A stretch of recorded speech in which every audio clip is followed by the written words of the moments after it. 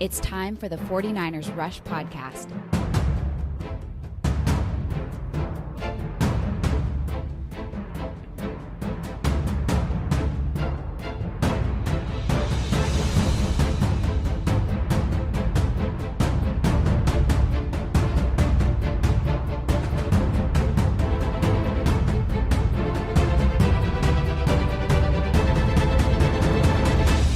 And here's your host, John Chapman.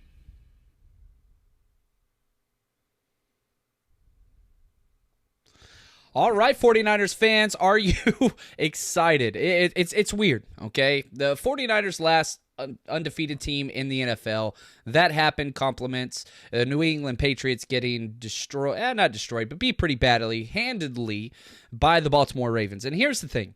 I keep telling myself in the back of my head, having these conversations with myself as a Niners fan, it doesn't matter what New England does. They're not in our conference. Their bearing has zero to do with the 49ers. However, at the exact same time, I keep feeling more than just relief. I feel pride, I guess. Not that we have done anything as fans, 49ers fans, but this is special. The fact that you are the last undefeated team in the entire NFL, 8-0. You've made it halfway through the season. Perfect as far as record is concerned. It's beyond valuable. So, gotta say, we get the Thursday early game off of our backs and we win a close one. And here's what makes that game against Arizona even more special. The Dallas Cowboys are about to play against the New York Giants, whatever. The NFL, as far as right now, in Week 9, every single home team, even the London home team, won every single game, except the Arizona Cardinals. So it's 12-1 through Week 9 if you take away the teams with the bye weeks and you take away the Cowboys-Giants game. It's currently 12-1. Home teams versus road teams. The 49ers are the only team in the entire NFL to come away with a road victory, and it just goes to show you how important those types of games are. The 49ers under the Kyle Shanahan era last year, 0-8 on the road. 0-8. And so you take the little bitty things, and you have to be consistently good to come away with victories on the road. It's what it is. And if you look at where the 49ers have been so far this year, we have won 5 road games. We've only played 3 games at home. We won at Tampa, at Cincinnati, at Los Angeles, at Washington, at Seattle. And guess what? We now have a 3-game home stretch. Now, is it an easy 3-game home stretch? Hell no, it's not. Monday Night Football, we have the Seattle Seahawks. Then we have Cardinals coming back. We play them twice within 3 weeks. Then we have the Packers, who look a little bit more pedestrian this week.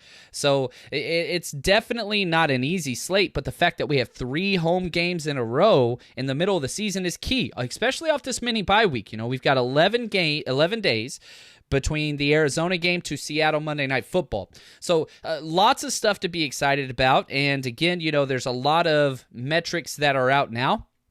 According to win-loss percentages and all those types of things, if you look at the first half of the season, the 49ers had the 28th easiest schedule, or I guess 28th hardest would be the logical way to put it. So, we definitely had an easier first half of the schedule. Second half of the schedule, the 8 games that we have left, we have the 10th most difficult. So it's not like it's going from the easiest to the hardest, but it is going from easy to harder. But we knew that all along. Whenever you have teams like Green Bay, Seattle twice, at Baltimore, at the Saints, definitely a lot of very quality, tough matchups, but that doesn't mean the 49ers haven't been quote-unquote tested, as the national media or whatever wants to say. That's definitely not true.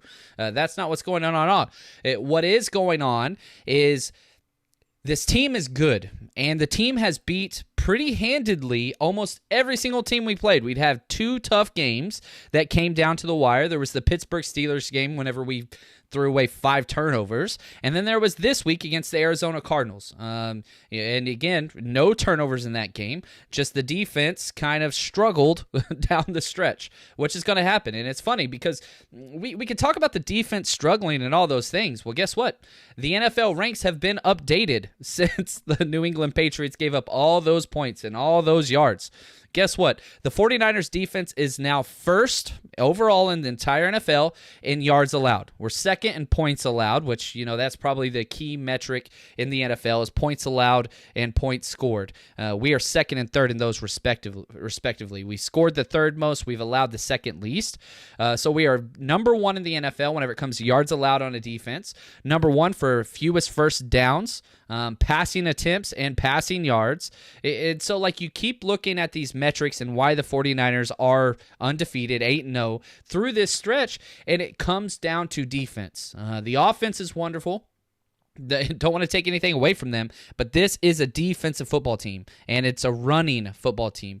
Running teams and great defense translates to road wins. It's one of the oldest kind of axioms of the NFL. If you can run the ball, that translates to road victories because you can do it in a hostile environment. You can do it in whatever weather conditions come your way. Look at Washington and the Mud Bowl or whatever you want to call it. And then defense. That's going to keep you in all games. So the formula that Kyle Shanahan and John Lynch have put together has been wonderful. Now, I should back up. Here's what I was going to start the podcast with. Today is going to be our kind of complete breakdown of the previous win, the Cardinals. I took a couple days off. We were at, I think, 8 days in a row on the podcast, and the mini bye week, I was able to spend some time with the family, had some football games to go with the kiddos and things like that. But what this week is going to look like today is going to be the full recap. It's going to be pretty intense of the game. And then our next episode is going to be a report card episode where we break down halfway through the year. We kind of step back and take a picture at the big scope of things, see where things are. Then we're going to jump into our Seattle game breakdown and scouting report. And again, couple just quick announcements for those of you that joined us for the live broadcast on Hot Mic. We are doing it again, hoping to make this a every week thing, every game, where basically the thing is this, and we had, I think it was over 800 plus viewers in our very first debut, and the app is not even out yet. They haven't even launched. They just did a soft launch with a few different people. And here's the deal. If you have an iPhone, download Hot Mic. It's the app. Use promo code or the invite code RUSHESF, and you're going to pair up your cell phone with the TV when the Niners game comes on so you don't have to listen to Booger McFarland. Instead, you're going to listen to me, broadcast play-by-play and commentary throughout the entire game. Commercial breaks, all that stuff. You're going to hear me. You're not going to hear that garbage. It's an absolute blast. It's a lot of fun. And now, if you do not have an iPhone, that's okay. You can just watch that on my Twitter feed, okay? So if you have the Periscope app, that's one way, or just go to my profile on my Twitter feed at JL_Chapman, and once we go live 5 minutes before kickoff. You can just watch on there, and you can pair your phone to your audio device or put your headphones in. If your wife's making you watch something or do something you don't want to do, we got you. So a lot of fun stuff coming your way. Now let's get into just a couple questions as they come through, and again, just at me on there, and we can make sure we add you. Are you now worried about running quarterbacks against this defense? Always have been worried about running quarterbacks against this defense. That's key. We saw Kyler Murray, who's probably one of the fastest quarterbacks, and we're going to see another one in Lamar Jackson. We have 2 more games against Russell Wilson. So, yeah, we've got 4 games against very, very fast, very mobile quarterbacks, and we're going to see what we are, because odds are we're also going to see one of these quarterbacks in the postseason, whether that's, the divisional round, which I don't think we're going to be playing in the wild card. I fully do expect a first-round bye with the way we were playing, and if we win this game, we're going to have a 3-game stranglehold on the NFC West. If we win this game against Seattle, goodness, I think you locked the door on NFC West. Now you're fighting for that first-round bye, which we got a lot of help there too. One, you had the Minnesota Vikings losing. That helps. And then you also had the Packers losing, which helps. If we get the Saints to lose, then we'd have a 2-game buffer there. But as long as we get that first or second seed, you get the bye, which is huge. Now, am I worried about it? Yes. The thing that I'm most worried about, Chris, great question, is late in the game versus the Cardinals. It seemed like the new game plan defensively was don't all-out rush, rather try to contain the quarterback in the pocket. It seemed like that was our priority, and I don't think that should be our defense at all. I think with the athletic linebackers we have, we can spy. I think with the safeties we have, we can spy with one of those. I think there's a lot of things, but to take away our own pass rush just by a coaching thing, which we did against Arizona late, You're taking away the strength of this team, okay? It's not Jimmy Garoppolo. It's not the run game. It's not any of those things. It's the defensive line. And whenever you take away your strength, it was terrible. Oh, it's terrible. I was very upset. So hopefully we don't do that. We got to let our guys go hunt. That's why you draft and you spend all that money and draft capital and you go attack this position. And then as a coaching staff, you say, oh, just contain them. You're missing the point. So the Texans were technically the road team in London. Yeah, that one, that's fine. You want to throw that one in there? That's cool. No problem. I don't have a problem with that. Okay, so that'd be 11-2 then. Think we'll have our squad full strength for Seattle. Probably not full strength. We probably have one more week until we get all of the big four back. Okay, so just quick injury updates here. Joe Staley, fully expect him to start at left tackle. I assume, again, this is my assumption, Justin School is the backup. So Brunskill has played wonderful. But what'll happen is, in my opinion, okay, we're going to move School to right tackle. Brunskill then will be the backup. Okay, that's what I think will happen this week. Not sure. These are probably 70% likely we get these guys back, 75%. You've got McGlinchey, which would be amazing if we got him back, Kyle Juszczyk, and Akello Witherspoon. I think Akello is probably the most likely to come back, and McGlinchey and Juice, they're probably next likely. So, man, if we could get all four of those guys back, that would be gigantic. It would be wonderful. Gehrig, man, from Italy. This is awesome. Since the 80s. One of the coolest things, and if you guys are listening, please throw this up on there. Where are you from? The international faithful community has come out in full force, and I absolutely love it. I love hearing the stories of what made you a faithful and what it's like watching games in Italy, because you have to be up, man, that's probably got to be 3 or 4 a.m. Just to watch a game. So love it, man. Appreciate the response there. Next question, Chris, do you think teams now are going to pass on us more with Alexander out? You're exactly correct. The biggest strength that Quan Alexander brought to this team was covering in the passing game. His coverage skills, second to none as far as linebackers go. Now, if we look at the people that are going to be stepping in for Quan Alexander, guess what? Very, very athletic linebackers, good size, good range. We have drafted with a purpose there. Now, are they Quan Alexander? Hell no, they're not. Nobody is Quan Alexander in that sense. So it does take a step down. But the interesting player is going to be Fred Warner, who has struggled versus the pass quite a bit. Early on, he's improved steadily. The first 3 weeks, he was very, very bad, one of the worst in the NFL, but he has gotten better. And if we go back to Fred Warner's film at BYU, he's shown us he can cover. He's shown us he's a great zone. It takes up a lot of space. We just haven't seen that too much as a pro. So hopefully we can change that, and he can kind of step up and change that. So excited about that, but I don't think much is going to change from just a schematic standpoint. We're still going to run the wide 9, 4-2-5, or the nickel defense, as it's called a lot of times. That's kind of what we're going to do. Let's see here. I think this next question helps too. What adjustments do you think the Niners D should make after the Cardinals game? They got us with a lot of quick passes, screens, which I'm assuming the Seahawks are probably going to do. And here's the thing, and I believe this with our defense. If we get a negative play against the offense, the drive's going to end. That's how good our defense is. So you have to say this. This is the mental philosophy of the coaching staff and the players. You have to execute a 13-plus play drive, and you've got to nickel and nickel and nickel and nickel us, not even nickel and dime, but you've got to throw screen, out route, stop route, all this stuff, and you've just got to sustain a 13 to 15 play drive.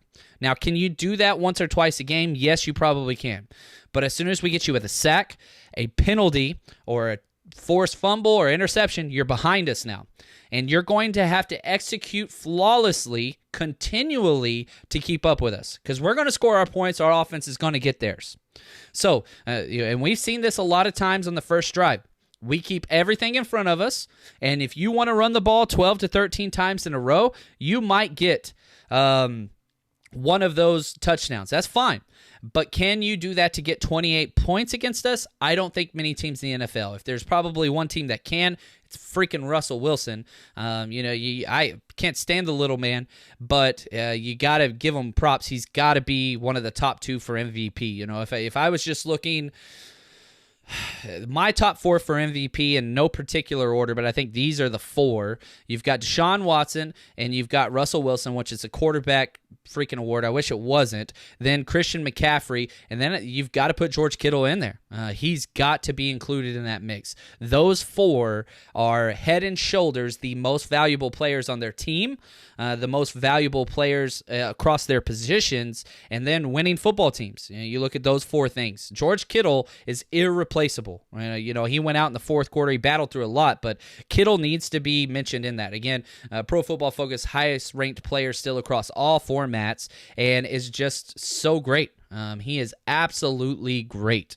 So, did you check out Lamar Jackson? Yeah, that dude he's special. Lamar Jackson, he's really, really special. That's all I got to say. That was a lot of fun watching that. And I've said, if there's going to be a team that's going to beat New England, it's the NFL is a matchup league, guys, and girls, for those listen. Here's what I mean by that is, if you look at New England, here's what they're going to do. They're going to try to take away your number one option, and they win with great secondary play, okay? Great secondary play and consistent offense.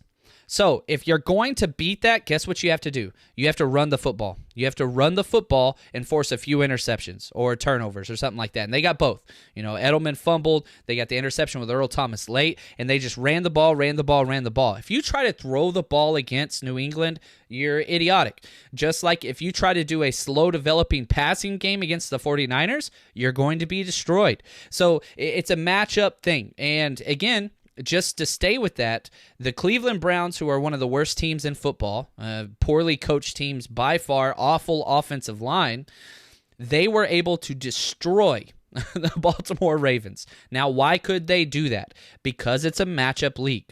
Just because the Browns manhandled. They beat by like 20-something points, the Ravens. That doesn't mean the Browns can do the same thing against New England, because the teams are built differently, and it's a matchup league.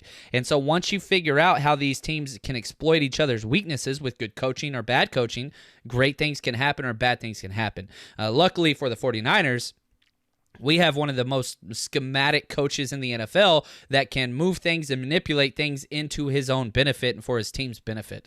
So you take that for what you want. I know I got a little off task there, but anyway, Brunskill is playing a lot better than School, don't you think? Brunskill is holding that right side down. He is, and I love Brunskill in the run game. He's great in the run game. But the passing prowess, which is number 1, Justin School is better in the passing game. They're both very, very good. But again, if you look at the capital that was spent on this player, I'm not trying to say anything negative against Brunskill. He's awesome. He is wonderful. If we would have spent a 3rd-round pick on Daniel Brunskill and he played this way, I would be very, very happy with that. So I'm not trying to take anything away from him. That's not what this is. The 49ers coaching staff and front office see Justin School as the heir apparent to Joe Staley. They took him as a flyer with the hopes that it would pan out. Well, guess what? It panned out. I did a redraft for a 2019 draft redraft. So just assuming everything we know from production standpoint, where everybody would go. And I had Justin School being the second tackle taken in the first round. That's kind of where I see him playing. The mistakes that School has made have been on an island, and a lot of that has to do with once McGlinchey went down, we shifted a lot of our help to the Brunskill side, the right side, and we put Justin School on an island a lot more. Whenever, if you go back right after Joe Staley went down, we were helping out Justin School, and then when McGlinchey went down, we had to shift over. There's a reason why Justin School went in first before Brunskill, and I think that's going to stay key. I really, really do. That's just my perspective on things, but that's how I see it.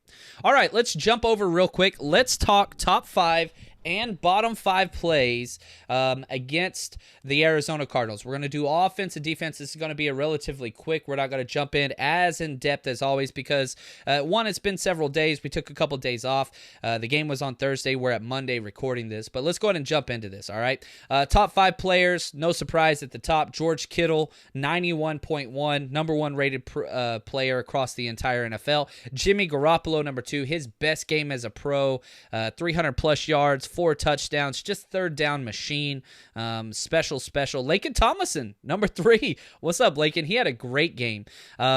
Also, another reason why I kept putting this episode off, the NFL didn't release the coaching film until after lunch today, so I haven't even got a chance to go through the coaching film. Usually, when they play on Sunday, the film comes out on Tuesday, but I was hoping with the 49ers playing Thursday, we would get it Saturday or Sunday, but we didn't. It came out Monday during the day, so for my Patreon members, just understand those video breakdowns are coming. Really, really excited. I'll have an offense and defensive one. Each one will be about 40 minutes to an hour. Lately, they've all been an hour and 10 minutes plus just because I talk so damn much. But those are coming your way tomorrow.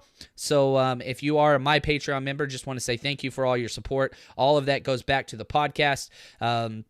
We are working to get that. If you want to become a Patreon member and watch all those things, head over to NinersRush.com, click on the Patreon symbol on the right. It's $8 a month, basically $2 a week. It's $1 a video, and we're all year round. It's a great way to support the podcast and help get more content out there for you guys.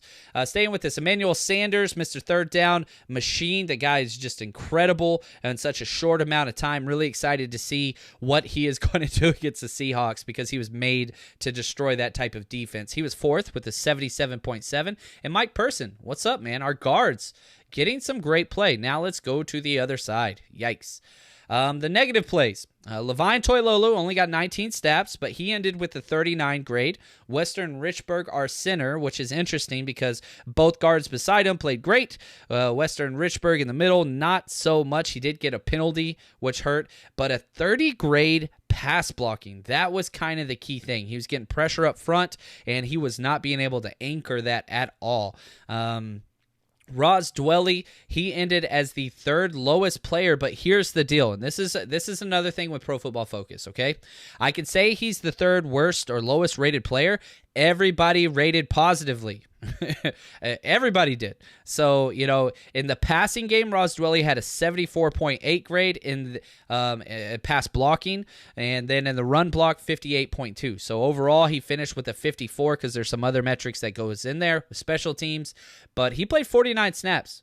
Key first down to ice the game. He played wonderfully well, and that's the thing. These grades are not bad. Raheem Mostert, Jeff Wilson, Richie James, that kind of rounds it out, but all decent grades. These are not bad grades at all. It's just, man, somebody has to be towards the bottom of the grades just by definition, and those are the players. Now, another thing that I want to take a break for as we jump into talking about the spread and what's coming up, and that's our sponsors, MyBookie. Between football season, NBA, start of college basketball season, whatever it is, it's time to get off the sideline and get into the action with MyBookie. All you got to do is head to mybookie.ag, use promo code 49ers, 49ERS.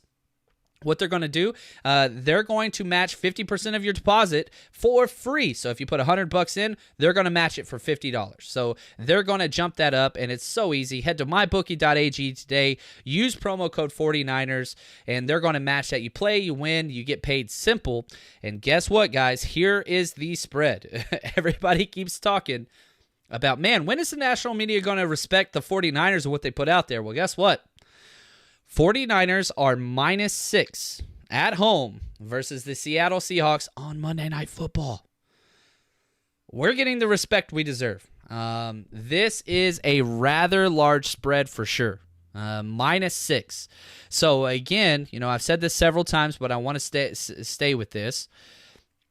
The home team is -3. So however good you are, let's say it's the exact same team. The 49ers playing at the 49ers. Whoever the home team is gets 3 points whenever they're traveling. Now, once you look into London or neutral site games, that goes out the window. But because this game is being played in Santa Clara, 49ers are -3. So what Vegas and the money is telling us is we are going to be 3-point past 3 points on top of that. So we're 3 points better than the Seahawks is the way the world is looking at this. The over-under is at 46. This is huge. That's a big game. That is a big, big game. That's a 23-23, a 24-21. They're expecting points. The over-under has been around 41, 40, and 42 the previous 3 matches. They're expecting points. This is going to be a fun game. Monday Night Football, prime time, Jimmy Garoppolo, division thing, because here's the deal. If Seattle wins, they're behind us by 1 game. We win, that's a 3-game lead. So this is going to be huge. We're going to spend a whole entire episode, probably more than that, just breaking down this game. But if you want in on this action, personally right now I'm wanting to take the money line for the 49ers, which is minus 270. So what that means is I'm just betting that the 49ers win. I'm not betting spread, but because I'm just betting the 49ers win straight up, that pays less odds. Okay, so just kind of, I think that made sense, but that's called the money line. I don't want to play the spread. 6 points is a lot. I do think the 49ers are going to win. I don't want to get into my predictions just yet, but we've got more coming your way on that throughout this week. People are getting mad at me. I didn't talk about Sanders. I understand. He is special. Whenever you pair a good receiver with good hands and great route running with an accurate anticipation thrower quarterback like Jimmy Garoppolo, it's special. And for everybody that's been talking so much about our wide receiver core not being great, whenever you plug somebody like Emmanuel Sanders, who, I love Emmanuel Sanders. I've saw, this is going to age me a little bit, I saw him play way back in college his freshman year and sophomore year at SMU whenever I used to live in Dallas. Like, I've followed this guy for a very, very long time. But he's not a top 10 wide receiver. He's not a top 15 wide receiver in the NFL. But what he does is exactly what Kyle Shanahan and Jimmy Garoppolo need. And it's instant chemistry, as you said, because anticipation throwers want to know where you're going to be. You look at somebody like Dante Pettis. I'm not trying to throw shade on Dante Pettis, but a lot of the passes to Dante Pettis, there's frustration with the quarterback. Something happens when you throw the ball and you know your guy is going to go get it. And so Emmanuel Sanders and what he is able to do, it was wonderful. If we break down just a little bit further, just the receiving grades and kind of all the different things that happen. So, he gets 9 targets, catches 7 for 112 and a touchdown. That's kind of the simplistic side of it. He averaged 16 yards per reception. These are not short routes. He is going and getting the ball. He averaged 40 yards after the catch, or not average, he did have 40 yards after the catch, 5.7 per reception yards after the catch. So he was getting an additional 6 yards every time he had a catch. His long was 32 on the perfect out route. 6 first downs. That doesn't make any sense. 6 first downs, okay? 7 catches, 6 first downs, and a touchdown, meaning every single time he touched the ball, we either got a first down or a touchdown. You can't make that up. You can't make that up. That's special.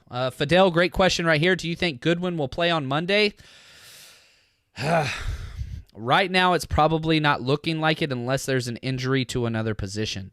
If we're getting guys back, okay, we're bringing Joe Staley back. Does that mean Sam Young's probably going to be pushed out? Right? If we bring Joe Staley and Mike McGlinchey, then you're talking about Sam Young's going to be pushed out, possibly cut, and then Brunskill, I don't think you cut Brunskill. I don't think you do. I think we hold on to him no matter what long term, even if he's inactive every week. Even if you like him over School, you're not going to cut School either if you feel like Brunskill is going to keep his job. You don't do that. So there's got to be, somebody's got to be moved out. Keller Witherspoon comes back. Okay, well, who's going to be pushed out there? Marcel Harris, perhaps. There's a couple different ways you can go with that, but it's interesting to say the least. So we'll see once practice reports and some stuff comes out, but I'm not putting it past them to just make him an inactive, healthy scratch week in and week out unless we get an injury. I'd hate to see that just because he does offer, with that speed, something that we could definitely use. But it's a great problem to have as a 49ers fan, the fact that somebody that good could just be out. So take that for what you want. All right, here we go. Top 5, here you go. DJ Jones. DJ Jones finished with an 85 grade. He only played 27 snaps, but that's about where he should be. DeForest Buckner was number 2 with a 77.1 grade. Nick Bosa, 74.5. He got 41 snaps, quite a bit. Richard Sherman, 72.1. And DJ Reed, who only played 4 snaps, but he's up there in that 5 spot. Eric Armstead and D Ford tied right behind that. So those are the top 5 defensive players for the 49ers. And again, we didn't get to the quarterback that much. D Ford got a sack, DeForest Buckner got a sack, and Drake Greenlaw got a sack off the blitz. So we got 3 sacks, but man, if I could have bet 6+ sacks, I would have. I really did think that we were going to tee up on the quarterback, but the defensive game plan was not that. Again, going back to late in the game when we knew they were passing the ball, what did we do? We just tried to contain the quarterback. We didn't turn our guys loose, which really, really bothered me. Really, really bothered me. Now, worst ranked players on the defensive side. Now, these grades are bad. It's funny because the 5th worst rated player on the offense was like a 58. Over here, not so much. Aziz only played 4 snaps late in the game. He got 28 points. He got a 28 grade, so that was kind of bad. Tart, if you were listening to broadcast whenever we were live on Hot Mic, I was going bananas because Tart gave up 2 touchdowns plus, and it just awful game. 29.4, one of the lowest grades I've ever seen on a starting player ever. And the fact that he played every single snap, all 56, that tells you how consistently bad he was. Jaquiski Tart blew several outside contains. He blew coverage grades. He blew he couldn't tackle for it. Like he had the worst game he has ever had as a pro. It's just what it is. He was so bad. Solomon Thomas, 30.5. Again, the roller coaster continues. He only got 19 snaps. Sheldon Day, 37.7. Don't know why he is still getting playing time. I love the guy, and I love his attitude and energy. But I think this is his 4th or 5th game in a row with just a horrible grade. If you want to use him for backup snaps, that's one thing, but I think that we have the depth at D-line that we don't have to keep putting these guys in there. I do want to see Solomon Thomas still get those snaps. Sheldon Day, not so much. I think it's Julian Taylor time. I personally would be very, very happy if Sheldon Day was a healthy scratch and Julian Taylor was activated. I think it is time. We have seen enough. Fred Warner, who had a good game in coverage, right? This was, who are you? It's Halloween. Fred Warner was the opposite. Usually he's been pretty good in the run game outside of a few missed tackles and struggling in coverage. He had a good coverage grade, 68.1. The problem was a lot of those runs up the middle in the first half were credited to him. He finishes at 37.7. I'm not too worried. 43.8 for Fred Warner. Not too worried about him long term, but this was definitely one of his worst games. Kenyon Drake kind of went right at him several times in a row, and he won. Jimmy Ward, bad safety play on both sides, 43.9. So that's going to wrap up our Pro Football Focus talk, but understand this. We lost this game. We've been saying for a long time that there's maybe 3 major weaknesses for the 49ers. Wide receiver play, guard play, and safety play. Now, here's the deal. Guard play, 2 of our top 4 players were guards. Wide receiver, Emmanuel Sanders played great. Like, we're getting positive there. Safeties, holy cow. And we finally played a team with strong quarterback play, and it cost us. What is going to happen? Now, again, we get to play this team in 2 weeks, so we're going to see how they respond.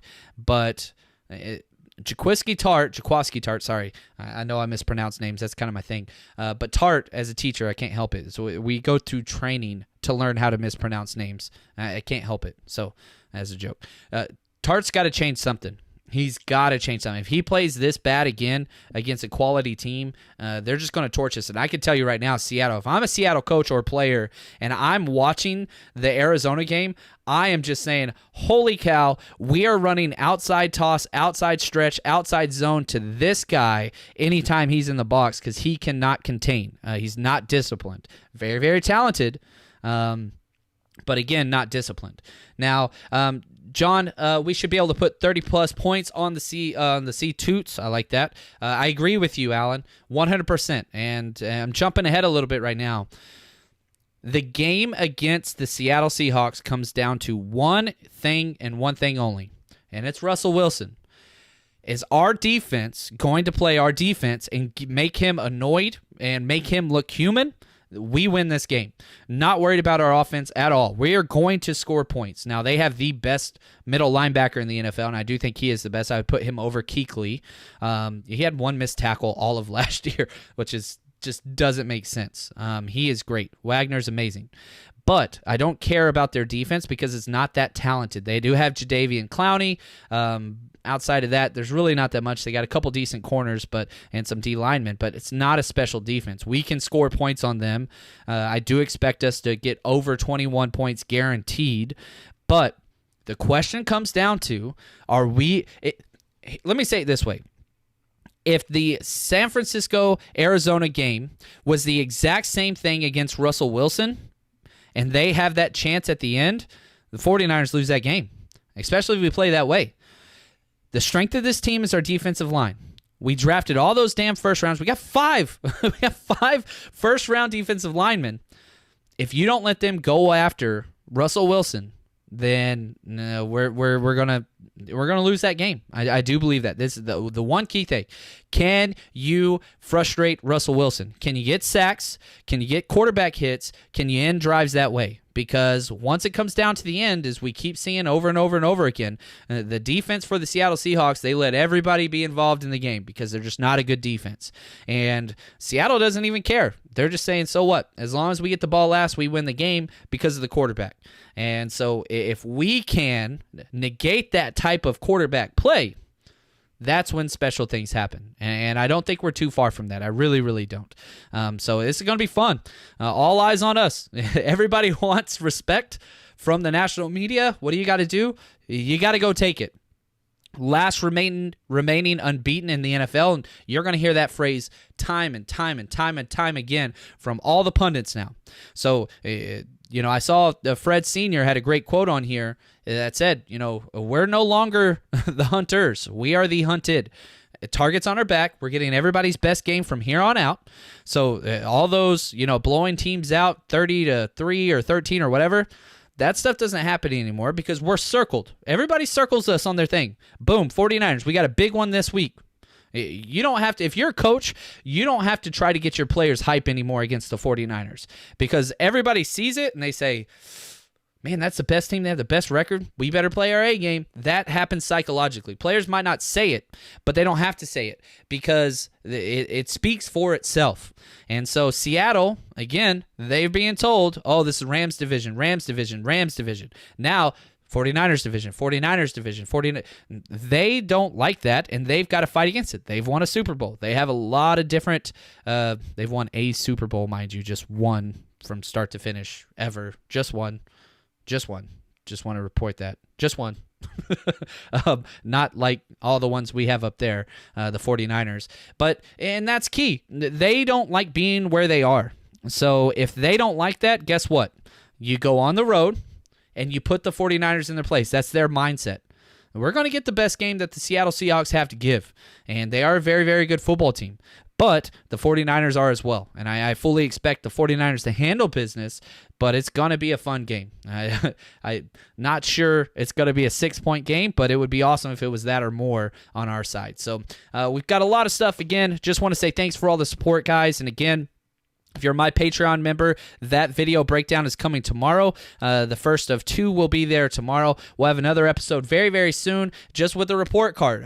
Still finishing up my report on just how everything. I'm a teacher. It's kind of what I do. It's the end of the second semester, guys. We'll see how you did at midterms. That's where we're going to be.